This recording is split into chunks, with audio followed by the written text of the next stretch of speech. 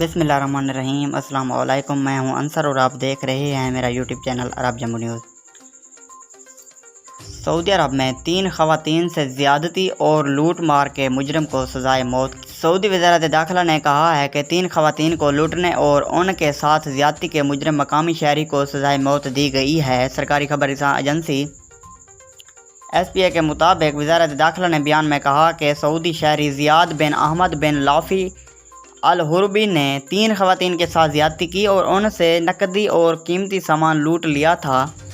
سعودی شہری ایک اور شخص سے اس کا موبائل اور نقدی چھیننے کی واردات میں بھی ملوث تھا، منشیات کا بھی عادی تھا۔ وزارت داخلہ نے بیان میں کہا کہ پوچھ گچھ کے بعد فرد جرم عائد کر دی گئی۔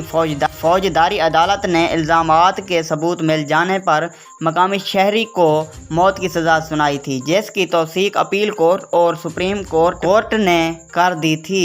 ایوان شاہی نے عدالتی فیصلے پر عمل درآمد کا شاہی فرمان جاری کیا، جسے پیر کو مکہ مکرمہ ریجن میں نافذ کر دیا گیا۔ اگر آج کی ویڈیو اچھی لگی ہو تو میری ویڈیو کو لائک کر دیں اور چینل پر نئے ہیں تو پلیز چینل کو سبسکرائب کرنا نہ بھولیں۔ بہت شکریہ۔